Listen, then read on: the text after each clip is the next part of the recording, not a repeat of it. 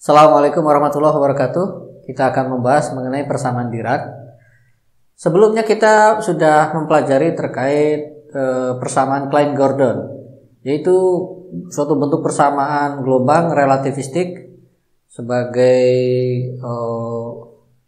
upgrade ya dari persamaan Schrödinger.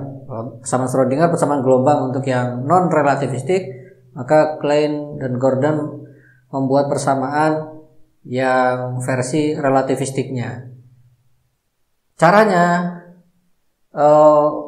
dengan menggunakan persamaan energi relativistik, yaitu berlaku E kuadrat sama dengan P kuadrat C kuadrat plus M kuadrat C pangkat 4, lalu mensubstitusikan operator-operator untuk energi maupun momentum. Di depannya operator ini dikenakan pada suatu fungsi gelombang. Ini sudah menjadi operator ya. Nah, kemudian dapatlah persamaan seperti yang bawah ini. Ini kira-kira jalan yang bisa kita pahami untuk mendapatkan persamaan Klein-Gordon ya. Nah, sekarang kalau kita perhatikan di persamaan Klein-Gordon ini, di sini dalam persamaan gelombang ini atau persamaan diferensial ini melibatkan turunan terhadap waktu maupun terhadap ruang. Tetapi keduanya orde 2 semua ya. Ini turunan terhadap waktu orde 2, ini juga turunan terhadap ruang orde 2 ini. Nah, maka Dirac mencoba membuat suatu persamaan gelombang yang relativistik tapi melibatkan turunan terhadap waktu maupun ruang yang ordenya orde 1. Jadi dia alih-alih menggunakan yang bentuk seperti ini, maka dia harus buat alternatif, bukan E kuadrat tapi E gitu ya. E psi. Nah, lalu di depannya sebelah sini seperti apa? Nah, inilah dia postulatkan bentuknya ya, katakanlah suatu suatu operator dekatkan dengan P. Di sini nanti akan melibatkan ini tentunya kan I H bar parsial per parsial T. Jadi hanya turunan orde 1. Maka di sini P juga hanya H bar per I nabla, yaitu turunan parsial terhadap ruang orde 1 saja. Lalu ini adalah untuk bagian masanya M kuadrat C M ya. M C kuadrat. Lalu dia tambahkan satu operator baru di sini beta. Gitu. Nah, harapannya kalau ini nanti dikuadratkan ya, kalau ini dikuadratkan akan didapatkan bentuk seperti ini lagi ya, bentuk seperti itu, yaitu C kuadrat P kuadrat plus M kuadrat C pangkat 4 psi. Nah, maunya seperti itu ya. Dari sini nanti kalau di setiap operatornya dikuadratkan, ini dikuadratkan, maka yang dalam kurung ini juga dikuadratkan. Maunya ketemunya seperti ini. Maka problemnya sekarang menentukan alfa dan beta yang tepat. Nah, ini saya kasih panah ya, biar menunjukkan dia 3 dimensi ya. Kemudian sekarang coba kita lihat konsekuensinya ya. Kalau ini dikuadratkan, maka kita punya menjadi min H bar kuadrat parsial kuadrat per parsial T kuadrat psi. Yang sebelah kanan kalau dikuadratkan berarti akan menjadi, katakanlah ini adalah alfa I, atau begini dulu ya. Ini saya tulis dulu. E psi berarti ini adalah alfa X kalikan H bar I, H bar per I gitu kan. Lalu parsial per parsial X. Kemudian plus alfa Y kalikan H bar per I parsial per parsial Y plus alfa Z H bar per I parsial per parsial Z. Lalu ini sudah plus ini ya, plus M kuadrat C kuadrat beta beta. Oke, untuk ya nggak apa-apa lah kita tulis begini ya. Lalu dikalikan besi. Maka kalau ini dikuadratkan sekarang kita punya ya berarti sama dengan min H-bar ya, min H-bar kuadrat parsial per parsial T kuadrat ya, parsial kuadrat per parsial T kuadrat sama dengan ini dikuadratkan ya. Berarti ini semua saya tulis 2 kali ya. Ini minus I H-bar saya tulis di depan, lalu kalikan ini ya, alfa X parsial per parsial X plus alfa Y parsial per parsial Y plus alfa Z parsial per parsial Z. Lalu ini nggak ada I nya ya. Oh ini kok M kuadrat sih, ini M ya, ya plus, oke sudah, lalu plus M kuadrat C M kalikan C kuadrat beta, lalu dikalikan lagi dengan ini, jadi min I H-bar alfa X parsial per parsial X plus alfa Y parsial per parsial Y plus alfa Z parsial per parsial Z plus MC kuadrat beta, oke beta, lalu baru terakhir dikalikan besi. Jadi dalam kurung ini kalikan dalam kurung ini sudah menjadi dalam kurung ini kuadrat ya. Kemudian sekarang coba kita tata. Ini min I H-bar, di sini ada min I H-bar, berarti min sama min jadi plus, tapi I kuadrat dengan I kuadrat akan I dengan I jadi I kuadrat, yaitu minus 1. Jadi minus H-bar kuadrat dalam kurung ini ya. Ini kalikan ini, lalu ini kalikan ini, lalu ini kalikan ini, dan ini kalikan ini. Oke, agak panjang ya. Kita sekarang ini kalikan ini aja dulu. Berarti ini adalah alfa X parsial per parsial X plus alfa Y parsial per parsial Y plus alfa Z parsial per parsial Z kalikan ya. Kalau ini tadi sudah dikalikan ini, berarti sekarang ini kalikan ini ya, maksudnya. Ini alfa X parsial per parsial X plus alfa Y parsial per parsial Y plus alfa Z parsial per parsial Z. Oke, kemudian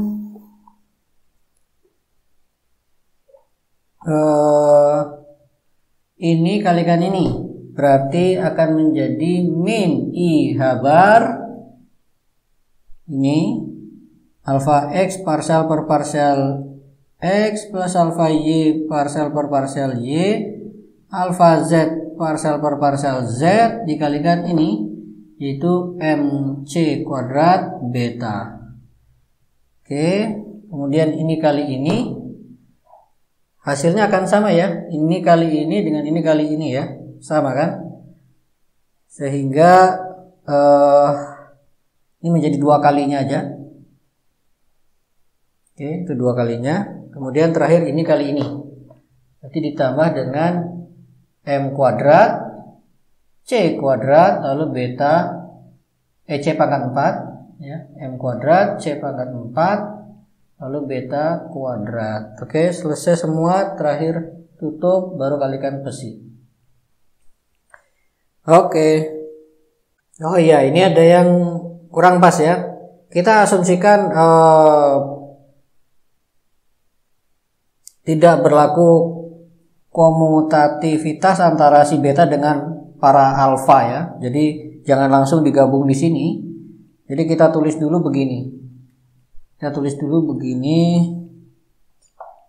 Ini berarti sekarang ini kali ini, lalu sekarang ini kali ini ya. Berarti kita punya plus atau minus lagi ya.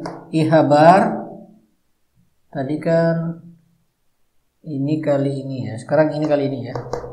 Min I H-bar lalu ini sebelah kiri M C kuadrat beta, nah gitu ya, baru ini ya, alfa X parsial per parsial X plus alfa Y parsial per parsial Y plus alfa Z parsial per parsial Z.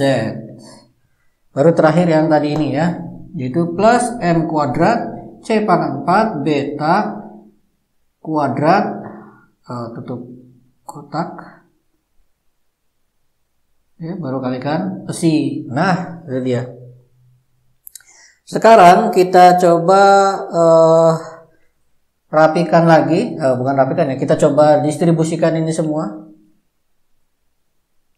Kita lihat apa yang kita dapatkan ya, sama dengan min H bar kuadrat ya, dalam kurung alfa X dengan alfa X ya, yang kuadrat-kuadrat ya, alfa X kuadrat parsial per parsial X kuadrat plus alfa Y kuadrat parsial kuadrat per parsial Y kuadrat plus alfa Z kuadrat parsial kuadrat per parsial Z kuadrat.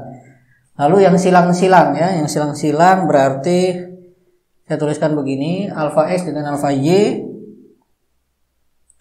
Alfa Y berarti parsial per parsial X, ini parsial Y. Kemudian alfa X dengan yang Z plus alfa X alfa Z parsial kuadrat per parsial X parsial Z plus Y dengan AX, Y dengan X ya, berarti alfa Y alfa X parsial kuadrat per parsial Y parsial X plus Y dengan Z alfa Y alfa Z parsial kuadrat per parsial Y parsial Z plus lalu Z dengan X alfa Z alfa X parsial kuadrat per parsial Z parsial X plus lalu Z dengan Y ya, alfa Z alfa Y parsial kuadrat per parsial Z parsial Y. Sudah, ini sudah didistribusikan semuanya. Nah lalu yang ini kita akan tuliskan, ini kita kelompokkan jadi satu aja ya. Caranya begini,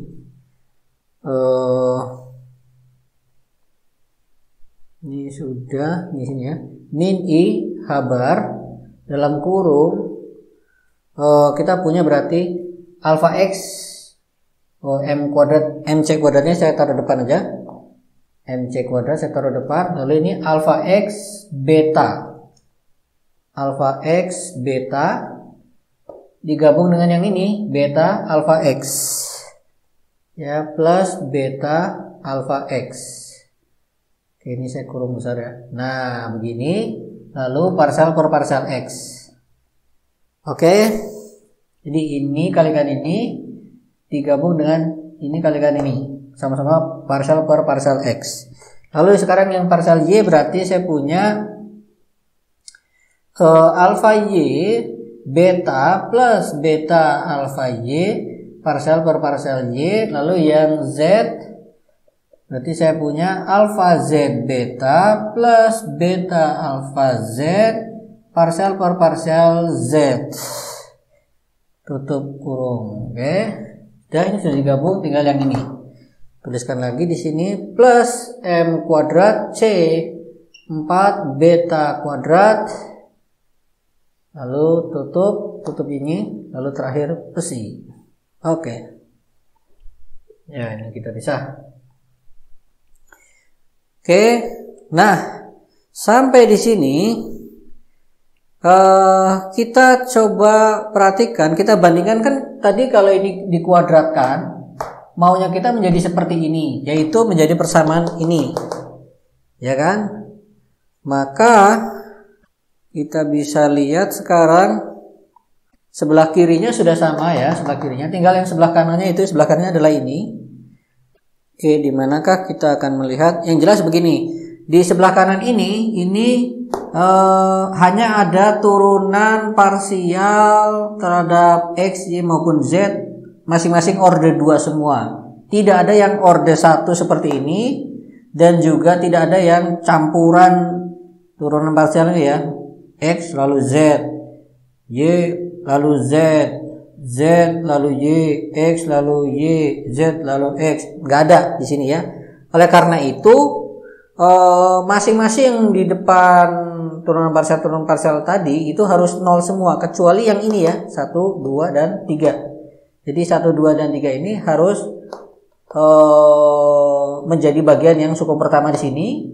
Sementara yang ini 1, 2, 3, 4, 5 itu masing-masing harus 0. Dan juga yang ini turunan parsial orde 1 nih terhadap X maupun terhadap Y dan terhadap Z. Karena di sini tidak ada. Ini juga harus 0. Lalu suku terakhir akan menjadi yang bagian ini. Oke. Maka sekarang kita coba rapikan. Jadi kita punya apa sekarang? Berarti ini ya, alfa X kuadrat sama dengan alfa Y kuadrat sama dengan alfa Z kuadrat itu harus sama dengan ini ya. Berarti dia harus sama dengan 1 asalkan apa? Asalkan di sini kita tambahi C ya. Nah, gitu ya. Asalkan di sini kita tambahi C, maka nanti di sini akan dikalikan dengan C. Ya. Di sini nanti akan dikalikan dengan C. Nah, C-nya saya taruh di luar aja ya. C-nya saya taruh di luar. Ini menjadi pangkat 1. Oke. Lalu di sini nanti saya tulis C. Ini masih pangkat 1. Oh, jadi dikuadratkan ya, sudah dikuadratkan, berarti ini dikuadratkan. Lalu ini pangkat 1 tadi. Terus ini juga pangkat 1. Terus ini juga, ini di sini harus saya kalikan C.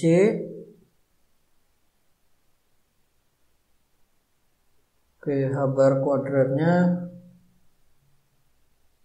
ya sini ya, berarti di sini saya kalikan C. Sini masih pangkat 1. Oke, sini pangkat 1. Di sini sudah pangkat 2. Oke. Ya, di sini ada C di sini ya. Kemudian berarti nanti di sini ada C. Ya. Lalu mana tadi yang harus kita sesuaikan? Yang ini ya. Yang ini pangkatnya 1. Ya, jadi 1. Lalu yang ini berarti pangkatnya tadi adalah 2. Ya. Oke. Setelah seperti ini berarti alfa X kuadrat, alfa Y kuadrat, alfa Z kuadrat 1, maka nanti akan menjadi bagian yang ini ya.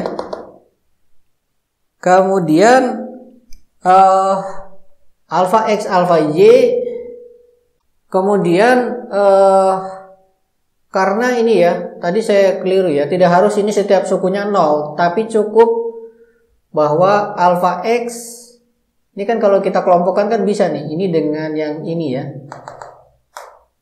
Karena ini turunan parsial ini sama dengan turunan parsial ini, maka itu saya kelompokkan. Jadi alfa X, alfa Y ditambah dengan alfa Y, alfa X itu harus sama dengan 0 ya. Ini ditambah dengan ini harus 0. Karena turunan parsial kuadrat per parsial X parsial Y ini tidak diharapkan ada di sini nanti. Sehingga ini harus 0. Begitu juga yang ini nanti dipasangkan dengan yang ini dia. Jadi alfa X, alfa Z plus alfa Z, alfa X itu juga harus 0. Dan yang YZ ya, ini alfa Y, alfa Z ini dipasangkan dengan yang ini plus alfa Z, alfa Y itu juga harus 0. Ya. Jadi ini sudah, ini juga sudah, lalu ini sama ini sudah. Ya. Sudah semua, ini harus 0 semua, dan yang ini juga harus 0. Itu alfa X beta plus beta alfa X itu juga harus 0. Oke, ini dan juga ini alfa Y beta plus beta alfa Y juga harus sama dengan 0, dan terakhir juga sama alfa Z beta plus beta alfa Y itu juga harus 0. Kemudian yang ini akan menjadi suku yang ini nanti kalau beta kuadratnya sama dengan 1. Jadi kita punya sama dengan 1. Oke. Berarti bisa Dirac mempostulatkan persamaan ini akan menghasilkan persamaan ini asalkan si alfa dan beta ini memenuhi kaitan 1, 2, 3, 4, 5, 6, 7, 8. Gitu ya. Kalau mau diringkas dapat dituliskan begini ya. Alfa I beta, saya tidak perlu menuliskan tanda topinya lagi ya. Biar dipahami saja bahwa, atau semua sebenarnya ada topinya ya. Ini seharusnya ada topi, ada topi, ada topi, dan seterusnya. Ya. Oke, saya lengkapi aja. Ini juga harusnya ada topinya. Di atasnya sini ada topi, masa di sini nggak ada topi, kan aneh ya. Ini ada topi. Ini juga. Dan lalu yang ini topi. Oke. Terus sabar ya, menyelesaikan topinya dulu ini. Iya, sudah semua. Berarti ini tinggal kita kasih topi ya. Nah, itu dia. Ya. Akhir nih. Iya, ya, dah lengkap. Nah, ini kita rangkum begini saja ya. Berarti alfa I B plus B alfa I itu harus sama dengan 0, sementara alfa I kuadrat sama dengan beta kuadrat sama dengan 1. Nah, itu semua 8 persamaan ini kita rangkum menjadi 2 persamaan ini. Dengan catatan I di sini adalah I-nya 1, 2, 3, maksudnya X, Y, dan Z gitu. Oke, jadi selesai sudah kita dapatkan bentuk persamaan yang diinginkan oleh Dirac, bahwa kalau dia susun seperti ini akan tetap memenuhi persamaan ini asalkan berlaku alfa dan beta ini adalah seperti ini. Ya, kita hapus sekarang. Jadi kita punya akan memenuhi ini kalau apa? Kalau alfa I beta plus beta alfa I itu sama dengan 0, sementara alfa I kuadrat sama dengan beta kuadrat sama dengan 1. Ya. Jadi memungkinkan ya, memungkinkan untuk menyusun persamaan seperti ini yang akan memenuhi persamaan ini. Nah, pertanyaannya sekarang, seperti apakah alfa I dan beta itu, atau bilangan apakah yang bisa memenuhi persamaan ini? Kan kita berarti membutuhkan alfa itu ada 3, alfa 1, 2, 3, yaitu mewakili X, Y, Z tadi, dan 1 beta. Ya, kita butuh alfa 1, alfa 2, alfa 3, dan beta. Ini seperti apa mereka ini ya? Seperti apa bentuknya? Bilangan apa yang akan memenuhi persamaan ini? Kalau dilihat ini baik setiap alfa dengan beta itu akan memenuhi persamaan antikomutatif. Oh, tadi harusnya sama ya. Tadi harusnya selain ini juga ada tambahan satu lagi ya, yaitu ini ya, alfa I alfa J plus alfa J alfa I, gitu ya, sama dengan 0 ya. Ya. Dengan catatan kalau ini catatannya I tidak sama dengan J ya. Tadi kan alfa X alfa Y plus alfa Y alfa X sama dengan 0. Begitu juga alfa X alfa Z plus alfa Z alfa X sama dengan 0 dan seterusnya ya. Maka ada persamaan ini harusnya ya. Sehingga kita harus tambahkan di sini ya. Alfa I. Oke, saya ulangi aja ya. Ini harus berlaku juga alfa I alfa J plus alfa J alfa I sama dengan 0 dan alfa I kuadrat sama dengan beta kuadrat sama dengan 1 ya. 3 persamaan ini ya. Kita ralat tadi kurang 1 ini. Ini dengan catatan I tidak sama dengan J loh ya. Nah, kembali. Berarti sekarang kita harus mencari seperti apakah alfa I 1 2 3 tadi dan betanya ya. Apa alfa 1, alfa 2, alfa 3 dan beta yang akan memenuhi persamaan ini.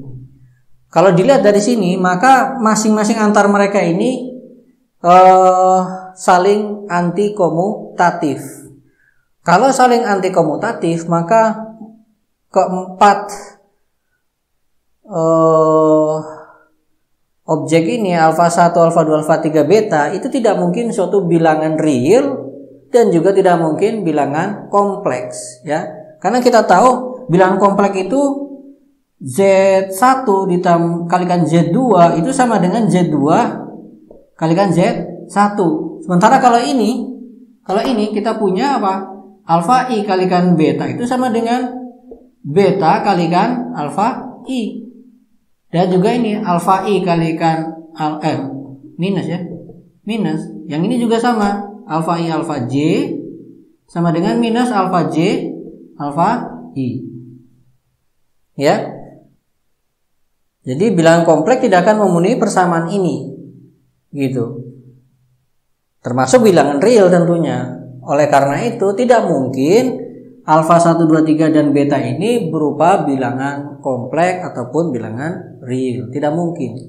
Maka yang memungkinkan bagi kita kalau melihat seperti ini berarti alfa 1 2 3 dan beta ini haruslah matriks ya, haruslah matriks. Sehingga simpulannya ini haruslah matriks.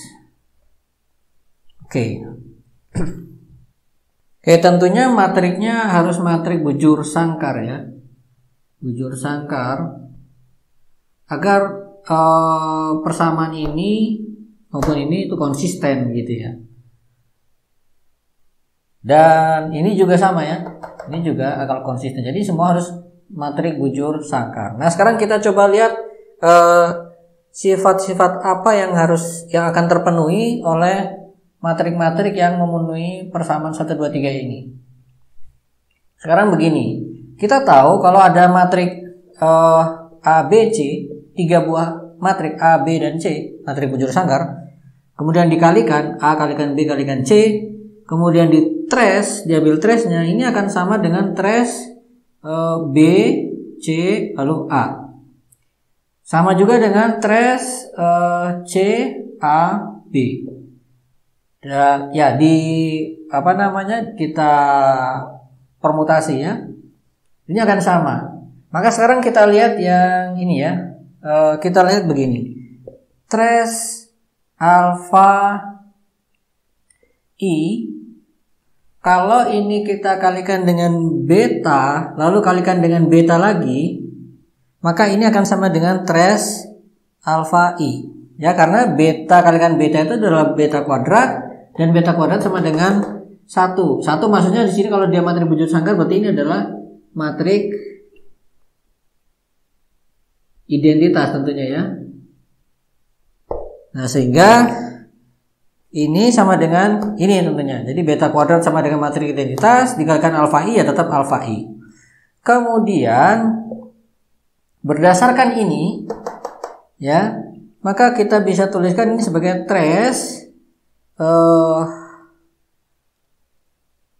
ya CAB ya.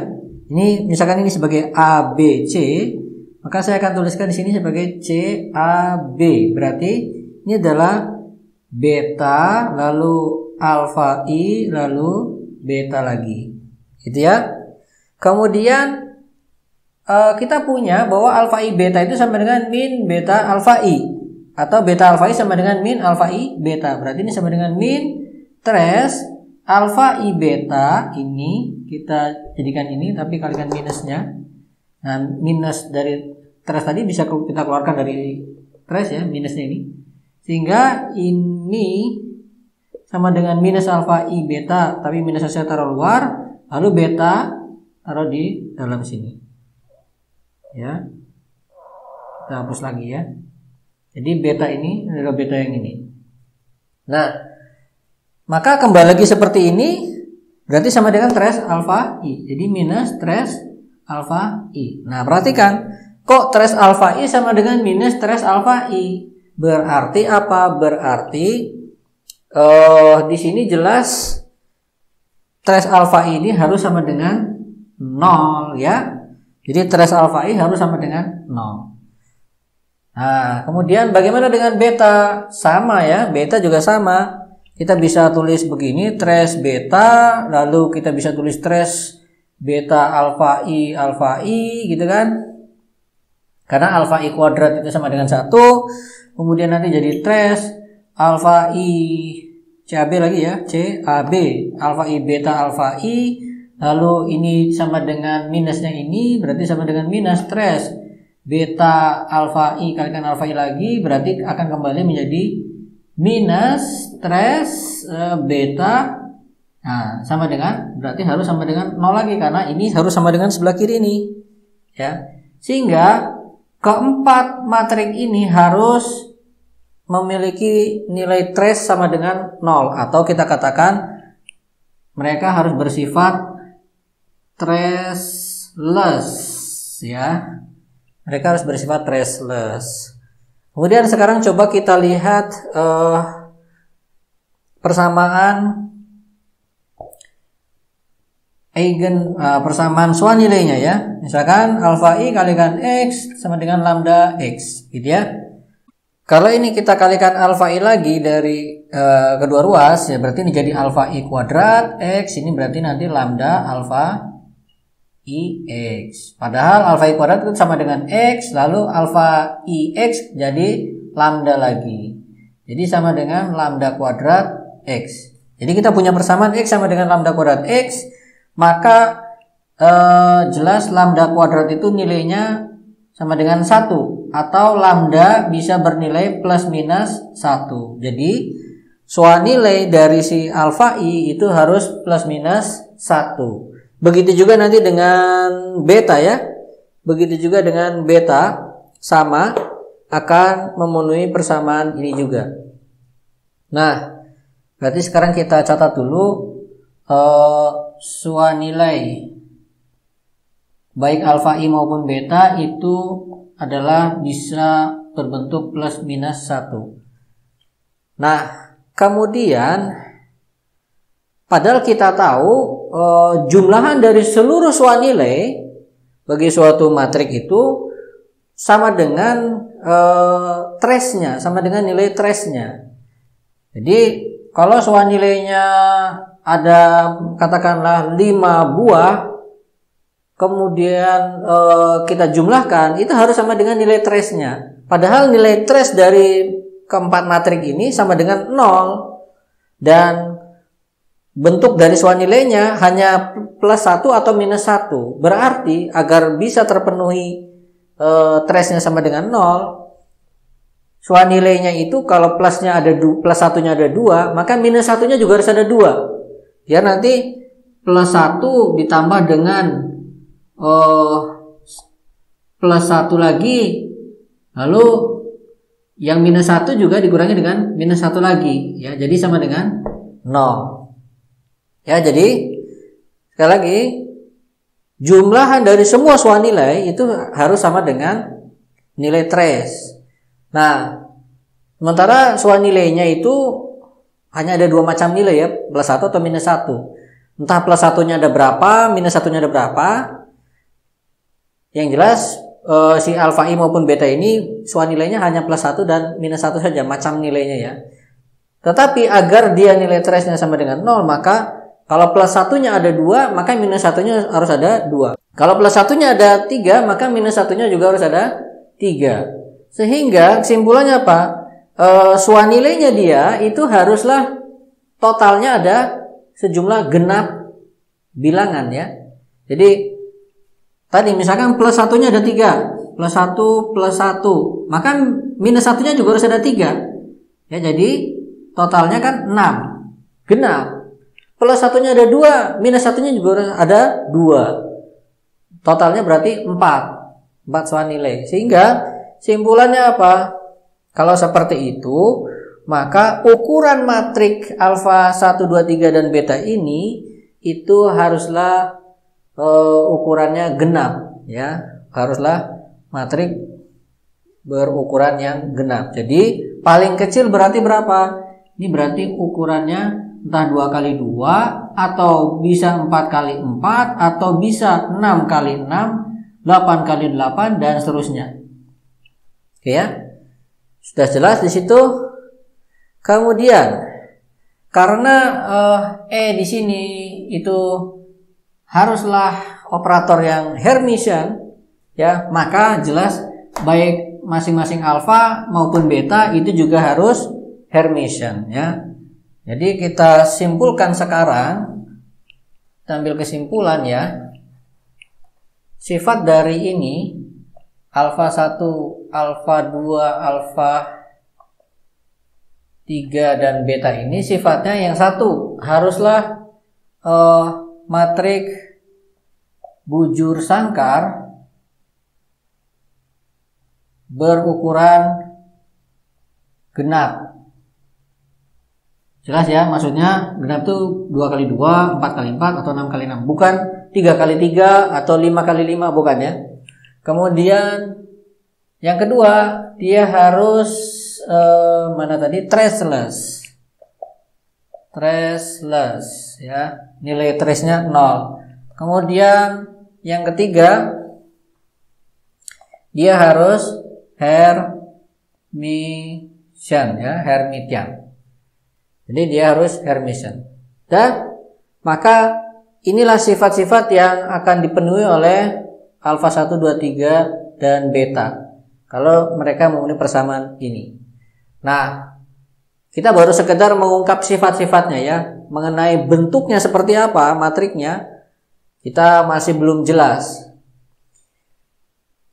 Lalu kemudian tadi yang paling kecil berarti kan 2 kali 2. Nah, pertanyaannya, adakah matrik 2 kali 2 sekelompok sejumlah 4 buah matrik ya, masing-masingnya itu 2 kali 2 yang memenuhi sifat 1, 2, 3 ini ya, matrik 2 kali 2 yang traceless, Hermitian dan memenuhi 1, 2, 3 ini? Jawabannya tidak ada ya. Pembuktiannya kita keluarkan dari pembahasan video ini, mungkin kita bahas di video lain. Jadi kalau ini 2 kali 2, maka jawabannya tidak mungkin gitu ya. Yang paling mungkin berarti berikutnya adalah 4 kali 4 ya, kemungkinan berikutnya adalah 4 kali 4. Nah, untuk 4 kali 4 bentuknya alfa 1, 2, 3 dan beta ini tidak tunggal ya, tidak tunggal. Jadi kita bisa mempunyai beberapa macam bentuk alfa 1, 2, 3 dan beta itu. Salah satunya adalah yang seperti ini ya. Alfa atau beta.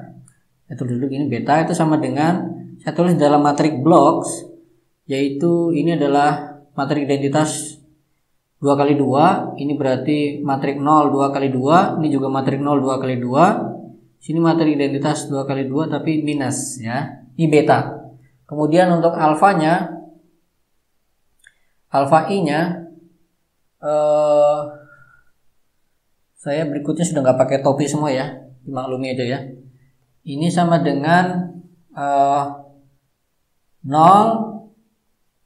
alfa I, ini alfa I, di sini sigma I, sigma I, minus sigma I, di sini sigma I, lalu ini 0 ya. Ini 02, ini 02 juga.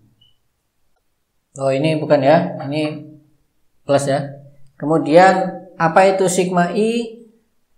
Sigma I adalah, kalau sigma satunya itu sama dengan 0 1 1 0, lalu sigma 2-nya itu sama dengan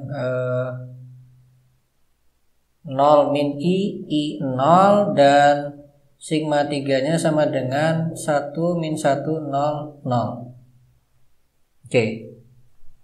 Jadi ya, ini kita kenal sebagai 3 buah matrik sigma ini sebagai matrik Pauli ya, matrik Pauli. bisa dibuktikan bahwa pertama beta alfa I itu semuanya adalah matrik yang traceless. Gampang sekali ya. Yang alfa I jelas nih ya, traceless ya, 0 tambah 0 semuanya nanti akan 0. Yang ini juga sama ya, 1 tambah 1 lalu ditambah minus 1 tambah minus 1 lagi, jadi 0 juga.